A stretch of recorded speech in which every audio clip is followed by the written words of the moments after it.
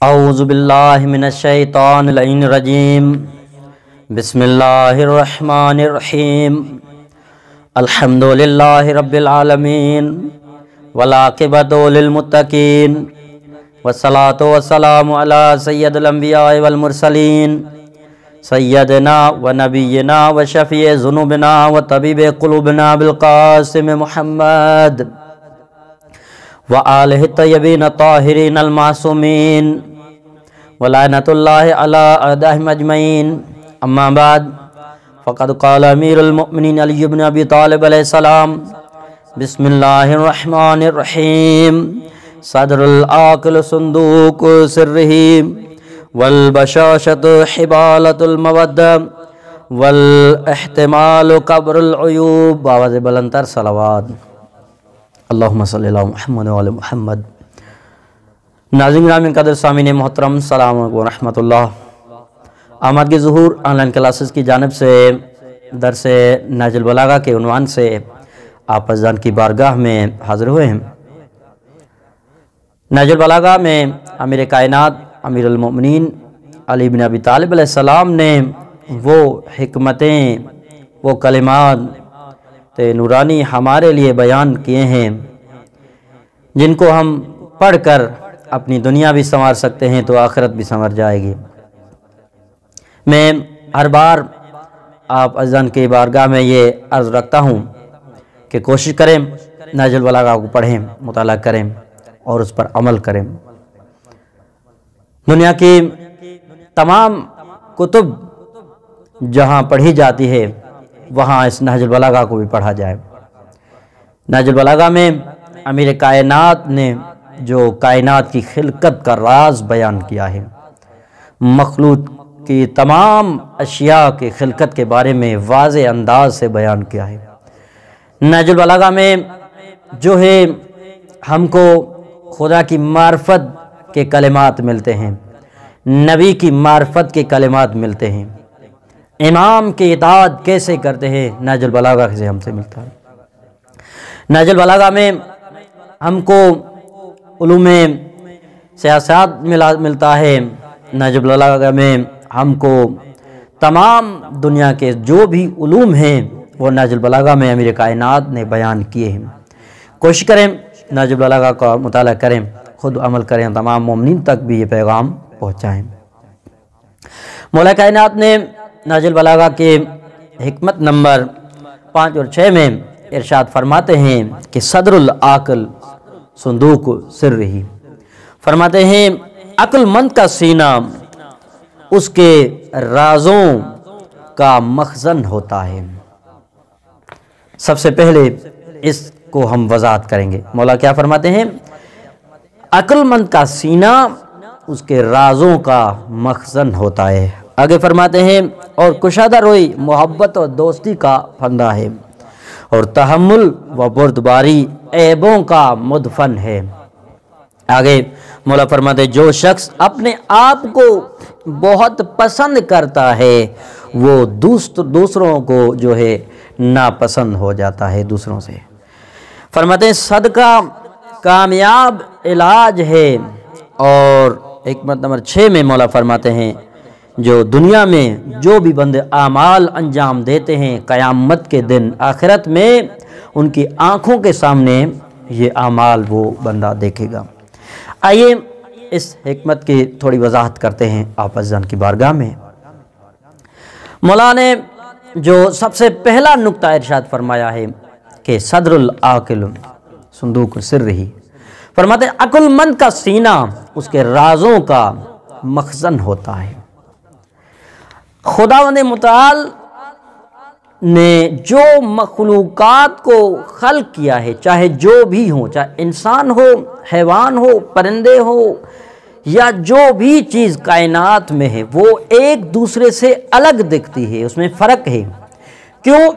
کیونکہ یہ منطق کا فیصلہ ہے، اور دنیا کے تمام علوم بھی یہ آ کر اس بات پر متفق ہوئے ہیں کہ ہر چیز میں ایک الگ سی جو حیثیت ہوتی ہے، کوالٹی ہوتی ہے، اس کی نشانی ہوتی ہے، جس نشانی کی وجہ سے وہ چیز دوسری اشیاء سے ممتاز ہو جاتی ہے، دوسری اشیاء سے الگ ہو جاتی ہے۔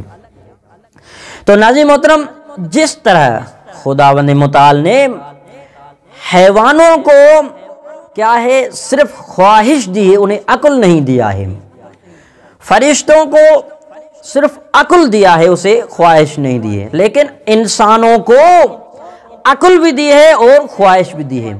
تو یہ عقل ہی تو ہے جو انسانوں کو باقی تمام مخلوقات سے ممتاز کر دیتی ہے، الگ کر دیتی ہے، یعنی عقل کی وجہ سے یہ انسان بنا ہے، یہ انسان جس کے سر پر احسن تقویم کا تاج ہے، یہ انسان جس کے بارے میں قرآن کہتا ہے وَلَقَدْ كَرَّمْنَا بَنِي آدَمَ، یہی انسان تو ہے جس کو خدا نے کرامت کا تاج عطا کیا ہے، جس کے حوالے بر اور بحر کیا ہے۔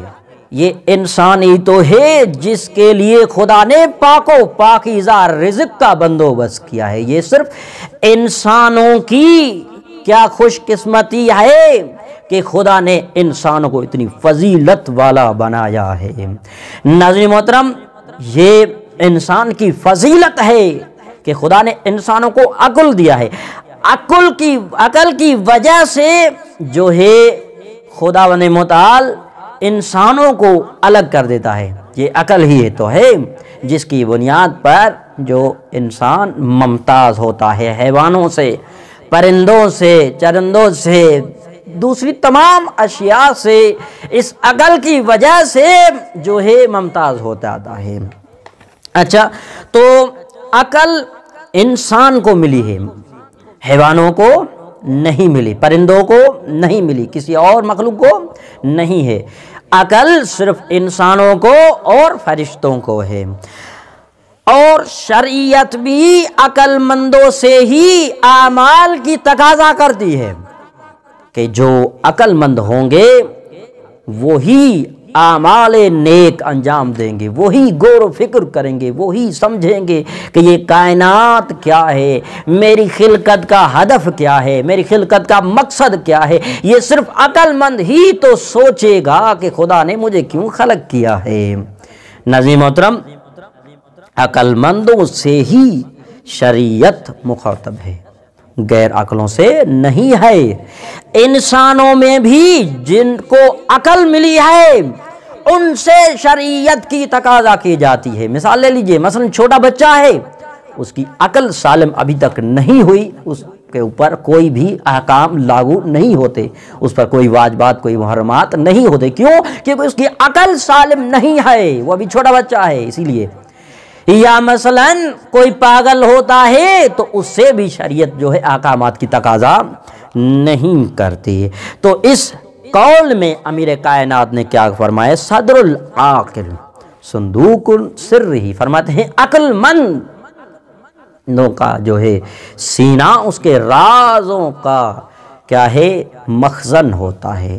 اچھا، اس میں عبارت میں مولا کائنات نے جو لفظ صندوق استعمال کیا ہے، صندوق کیا ہوتی ہے؟ ہمارے ہاں ایک چیز مثلا ہوتی ہے جس میں ہم قیمتی اشیاء کو رکھتے ہیں، چاہے وہ قیمتی اشیاء کھانے کی ہو یا پہننے کی ہو یا کوئی مثلا مال و زر ہو، تو کیا ہم صندوق میں رکھتے ہیں اور اس کو ہم تالا لگاتے ہیں۔ یہ کیا مولا نے اس عبارت میں کیا ہے صندوق کا لفظ استعمال کیا ہے۔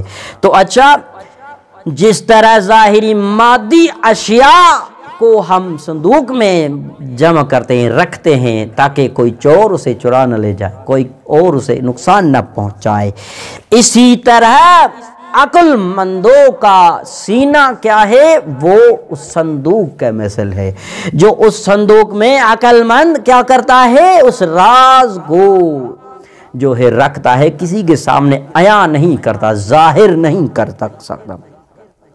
راز کیا ہے؟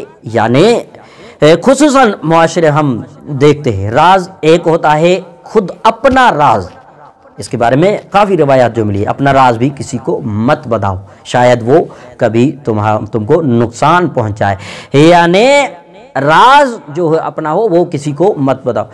حتیٰ کہ جس بھروسے مند دوست پر جس پر آپ کا بھروسہ ہے کہ یہ کبھی دھوکہ نہیں دے گا، لیکن اس کو بھی جو ہے راز نہیں بتانا، شاید بعد میں وہ تبدیل ہو جائے اور آپ کے راز جو آپ نے اسے بتایا تو وہ اس کے نقصان نہ پہنچائے۔ تو کیا ایک ہوتا ہے اپنا راز، دوسرا ہوتا ہے دوسرے کسی انسان کا راز، وہ بھی کسی کو نہیں بتانا ہے۔ تیسرا ہوتا ہے سیاسی حوالے سے، یعنی اپنے ملک کا راز، مثلا جو فوج میں ہوتے ہیں یا جو حساس اداروں میں ہوتے ہیں، وہ بھی کیا ہے ان کو اوپر کیا ہوتی سختی ہوتی ہے، یہ ملک کا راز جو ہے کسی کو بھی نہ بتائے۔ اگر ایک ملک کا کوئی مثلا فوجی افسر ہے یا کسی اور کسی بھی ادارے کا مثلا فرد ہے، وہ راز کسی کو بتا ہی دیتا ہے تو کیا کہلاتا ہے؟ وہ غدار کہلاتا ہے کہ بھئی اپنے ملک کے ساتھ غدار ہے۔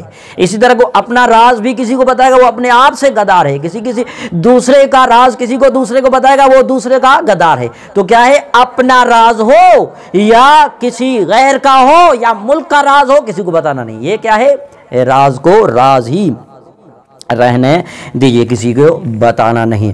مولا فرماتے ہیں راز تمہارا اسیر ہے جب تک تم راز کو راز ہی رہنے دیتے ہو۔ فرماتے ہیں جب راز کو تم فاش کرتے ہو تو تم کیا ہے، راز کے اسیر بن جاتے ہو۔ یعنی پہلے جب مجھے ایک راز ہے وہ کسی کو بتانا نہیں ہے تو وہ کیا ہے، میرا اسیر ہے، میرا قیدی ہے، میں نے کسی کو بتایا، لیکن جب میں نے کسی کو بتایا تو اب میں اس راز کا قیدی بن گیا، اسیر بن گیا کہ بھائی کسی کو پتہ نہ چل جائے۔ اچھا، لہٰذا راز جو ہے اپنا ہو یا کسی غیر کا ہو یا ملک کا، وہ کسی کو بتانا۔ آگے فرماتے ہیں والبشاشۃ حبالۃ المودہ، فرماتے ہیں کشادہ روئی محبت و دوستی کا پھندا ہے۔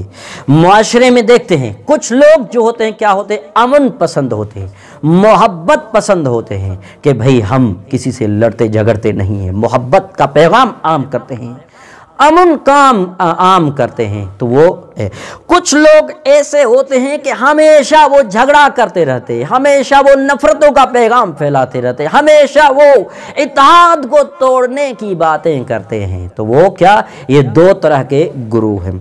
تو سوال یہ پیدا ہوتا ہے کہ کس سے ہم محبت کریں، کس سے ہم نفرت کریں۔ موجودہ حالات کے اعتبار سے دیکھا جائے کہ سب سے بڑی ذمہ داری یہ ہے کہ ہم کیا ہے، دشمن شناسی کریں۔ میرا حقیقی دشمن کون ہے، میرا حقیقی دوست کون ہے، اپنے دوستوں کو پہچانیے، اپنے دشمنوں کو بھی پہچانیے۔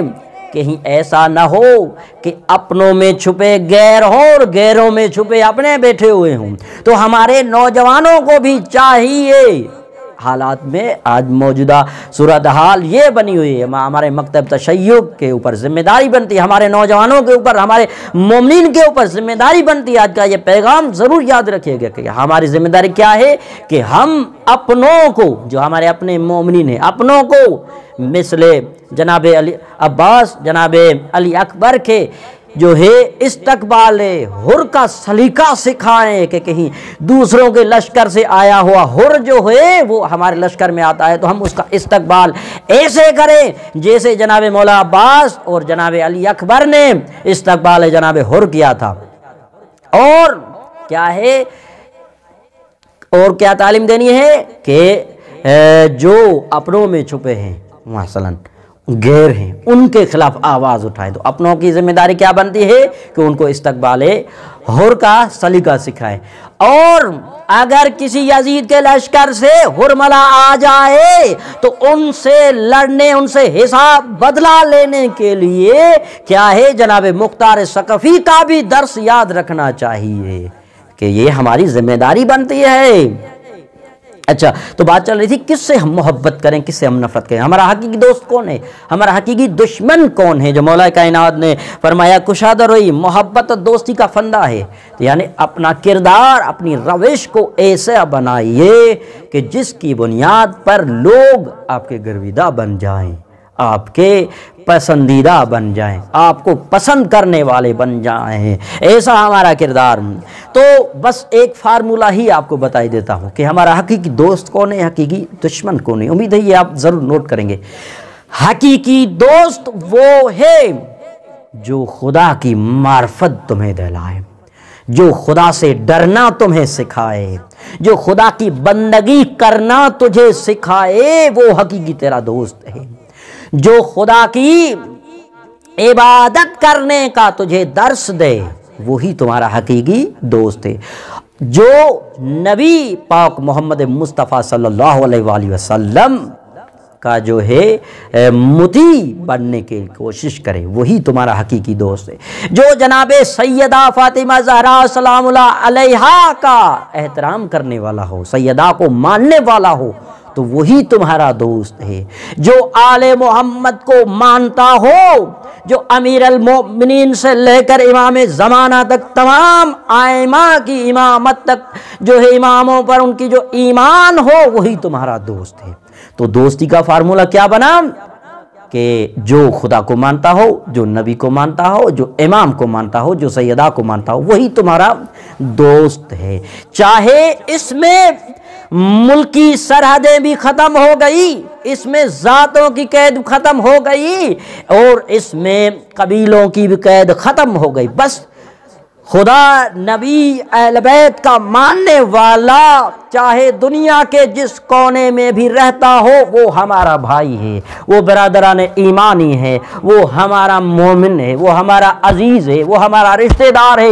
جو خدا کو مانتا ہو، جو نبی کو مانتا ہو، جو امام کو مانتا ہو، اور جو خدا کا انکاری ہے، خدا کو نہیں مانتا، خدا سے تم کو دور کرتا ہے، اعمال بد انجام دیتا ہے، تو وہ تمہارا حقیقی دشمن ہے۔ جو نبی کو نہیں مانتا، نبی کی بات بھی نہیں مانتا، نبی کے اہل بیت کو نہیں مانتا، جو سیدہ فاطمہ زہرا کو نہیں مانتا، وہی تمہارا حقیقی دشمن ہے۔ تو ناظرین محترم، تو ہمیں کیا چاہیے؟ جو اپنے برادران ایمانی ہیں، جو مومن ہیں، ان سے کشادہ روی سے ملیں، تو یہ محبت کا پھندہ ہے۔ اچھا، اور مولا فرماتے جب آپ برادران ایمانی سے ملاقات کرو تو کیا کریں؟ مولا فرماتے ہیں اسے مصافحہ کرو اور اسے خندہ روی سے پیش آؤ، یعنی مسکرا کے اسے ملاقات کرو۔ فرماتے ہیں جب آپ بچھڑ جاؤ گے، یعنی آپ اس سے ملاقات کو کیا ہوگے؟ جدا ہوگے، تو آپ دونوں کے گناہ بخش دیے جائیں گے۔ یعنی برادران ایمانی سے اس طرح ہماری ملاقات ہونی چاہیے۔ اسلام میں برادران ایمانی کی حیثیت ہے، نہ کہ برادر جسمانی کی حیثیت ہے۔ یعنی اسلام میں ایمان کی قید ہے، اگر مومن ہے تو وہ آپ کا حقیقی ہے۔ آگے فرماتے والاحتمال قبر العیوب، فرماتے تحمل و بردباری عیبوں کا مدفن ہے۔ صبر تحمل کی اسلام میں بہت تاکید کی گئی ہے کہ صبر کیا کرو، خدا صبر کرنے والوں کے ساتھ ہے، صبر کی تلقین کرو، اور خدا صبر کرنے والوں سے محبت کرتا ہے۔ تحمل، اچھا، تو خصوصاً کس وقت ہمیں صبر تحمل کرنا چاہیے؟ جب مشکلات آئیں، چاہے وہ مشکلات خدا کی جانب سے ہوں، یعنی مثلا خدا نہ خواستہ کیا زلزلہ آ جائے، یا مثلا کوئی بیماری ایسی آ جائے جس طرح یہ کرونا بیماری آ گئی ہے، تو یہ اس پر ہمیں صبر کرنا چاہیے۔ احتیاط ہے، شریعت میں احتیاط ہے، لیکن صبر بھی کرنا چاہیے۔ یا کسی اور کی وجہ سے مثلا مشکلات عام پہنچے، تب بھی ہمیں کیا کرنا چاہیے؟ کہ صبر کرنا چاہیے۔ اچھا، آگے فرماتے ہیں جو شخص اپنے آپ کو پسند کرتا ہے وہ دوسروں کا ناپسند ہو جاتا ہے۔ مولا کائنات نے نہج البلاغہ کی اس حکمت نمبر 6 میں جو فرمایا ہے کہ جو اپنے آپ کو پسند کرتا ہے، جس کو ہم کہتے ہیں خود پسندی والا جو انسان ہوتا ہے، وہ ہمیشہ خود کو ہی پسند کرتا ہے کہ بس میں ہی ہوں، بس میرا ہی کام ہے، میں ہی جو کرتا ہوں، مجھے ہی علم ہے، مجھے ہی عمل ہے، میں ہی عمل اچھے انجام دیتا ہوں، میں ہی اس شعبے میں جو ہے بڑا عالم ہوں۔ تو کیا ہے؟ یہ خود پسندی ہے۔ خود پسندی سے شریعت نے جو روکا ہے۔ مولا کیا فرماتے ہیں؟ جو شخص اپنے آپ کو پسند کرتا ہے، یعنی خود پسند نہیں کرتا ہے، تو وہ دوسروں کا ناپسند، دوسرے اسے پسند نہیں کرتے ہیں۔ مثلا علم میں کوئی عالم یا کوئی سائنسدان ہو، کوئی ڈاکٹر ہو، کوئی انجینئر ہو، وہ کیا ہے؟ خود پسندی نہیں کرنے۔ اور اسی طرح عمل میں بھی کہیں ایسا نہ ہو کہ بس مثلا کوئی 5 وقت کی نماز پڑھتا ہو اور وہ کسی دوسرے بے نمازی کو دیکھے کہ بھائی یہ سوچے کہ بھائی میں روزانہ نماز پڑھتا ہوں، یہ نماز نہیں پڑھتا، یہ کیا ہے؟ خود پسندی کے اپنے اعمال پر اس نے تکبر کر لیا، یہ تکبر کی نشست میں آ جائے گا۔ تو تکبر سے، خود پسندی سے خدا نے، اہل بیت نے روکا ہے۔ تو ناظرین محترم، ایک مشہور واقعہ ہے کہ ایک شخص جو بڑا نمازی تھا، تو وہ مسجد میں روزانہ جایا کرتا تھا نماز پڑھنے کے لیے۔ ایک شخص وہ بھی آ گیا جو زندگی میں پہلی بار جو ہے نماز پڑھنے آیا، اتفاقاً وہ دونوں ایک ساتھ کھڑے ہو گئے نماز پڑھنے کے لیے۔ تو جو قدیمی نمازی تھا اس کی دل میں کیا ہو گیا؟ تکبر آ گیا، خود پسندی آ گئی۔ وہ بس یہی سوچ کرتا رہا کہ میں ہر روز نماز پڑھتا ہوں، یہ آج آیا ہے، یہ اس کی یہ سوچ رہی، میں ہر روز نماز پڑھتا ہوں، یہ آج آیا، یہ سوچ۔ اور جو پہلی مرتبہ آیا تھا وہ بس انکساری کے ساتھ خدا کے سامنے عاجزی کے ساتھ آتا ہے، کہتا ہے خدایا میں آج ہی نماز پڑھنے کے لیے آیا ہوں، میرے یہ ٹوٹے پھوٹے سجدے قبول فرمائیے۔ خدا تو نیتوں کو دیکھتا ہے، عمل کو بعد میں دیکھتا ہے، پہلے نیت کو دیکھتا ہے۔ اگر نیت میں تکبر، ریا شامل ہوتا ہے تو وہ عبادت خدا ہمیں جو ہے منہ پر مار دیتا ہے، یہ کہتا ہے کہ خدا یہ عبادت ہی نہیں چاہے جس میں لوگوں کو دکھاوے کے لیے تو نے انجام دی۔ تو جو قدیمی نمازی تھا اس کے دل میں یہی تھا کہ میں ہر روز یہ آج، میں ہر روز یہ آج۔ اور جو پہلی مرتبہ آیا اس نے کہا کہ یہ سب لوگ جو ہے مجھ سے بہتر ہیں کیونکہ ہر روز یہ نماز پڑھتے ہیں، میں آج آیا ہوں۔ تو واقع میں ملتا ہے کہ جب وہ دونوں مر گئے تو جو پہلی مرتبہ جس نے نماز پڑھی وہ جنت میں گیا، اور جس نے تکبر کیا جو قدیمی نمازی تھا وہ جہنم میں۔ کیوں؟ کیونکہ اس نے تکبر کیا۔ تکبر کرنا خدا کو پسند نہیں ہے۔ تو ہمیں چاہیے کہ خود پسندی سے بچے۔ دنیا میں اور لوگ بھی ہیں جو کام کر رہے ہیں، بس ہمیں کیا کرنا چاہیے؟ ہمیں بس خدا کو راضی کرنے کے لیے کام انجام دینے ہیں، پاک محمد مصطفیٰ کی پیروی کرنے کے خاطر، نبی کو راضی کرنے کے خاطر اعمال انجام دینے ہیں، سیدہ فاطمہ زہرا سلام اللہ علیہا کو راضی کرنے کے خاطر اعمال انجام دینے ہیں، اہل بیت علیہ السلام کو راضی کرنے کے لیے اعمال انجام دینے ہیں۔ ناظرین محترم، کہیں ایسا نہ ہو کہ کوئی بڑا عزادار ہو، کوئی ماتمی ہو، کوئی نمازی ہو، کوئی عالم ہو، کوئی طالب علم ہو کہ بس میں ہی انجام دیتا ہوں، دنیا والے کوئی اور کام ہی نہیں کرتے، بس میں جو بھی کرتا ہوں میں ہی کرتا ہوں، تو یہ کیا ہوگا؟ یہ سارے اعمال اس کے قبول نہیں ہوں گے، رد ہوں گے۔ کیوں؟ کیونکہ مولا کائنات فرماتے ہیں کہ جناب مالک اشتر کو جو مولا نے یہ خط لکھا کہ فرماتے ہیں خود پسندی وہ اپنی تعریف کرنے سے پرہیز کرو۔ مولا جناب مالک کو فرماتے ہیں مالک خود پسندی اور اپنی تعریف کرنے سے اپنے جو کیا ہے پرہیز کرو، کیونکہ یہ صفات شیطانی صفات ہیں اور یہ نیک بندوں کے کاموں کو کیا ہے نابود کر دیتی ہے۔ یعنی جو خود پسند ہوتا ہے کہ بس میں ہی کام کرتا ہوں، کہ وہ مولا فرماتے ہیں کہ یہ نیک بندوں کے کام جو ہے نابود ہو جاتے ہیں۔ آگے مولا فرماتے ہیں خود پسندی کا ثمر کیا ہے، نتیجہ کیا ہوتا ہے؟ عداوت و دشمنی ہو جاتی ہے، یعنی جو خود پسند ہوتے ہیں وہ ان میں سے دشمنی ہو جاتی ہے۔ آگے فرماتے ہیں صدقہ کامیاب دوا ہے۔ آج کل معاشرے میں مریض ہیں، بہت سارے مریض ہیں، تو مولا معصوم فرماتے ہیں اپنے مریضوں کا علاج صدقے سے کیا کرو، دن کا آغاز صدقے سے کیا کرو۔ لہٰذا ہمیں چاہیے کہ ہر روز یا جتنا ہو سکے، جتنا بھی چاہے 1 روپیہ بھی ہم نکال رہے ہیں تو خدا عمل سے پہلے نیت کو دیکھا، اگر آپ کی نیت سچی ہے تو خدا اس کو بھی قبول فرمائے گا۔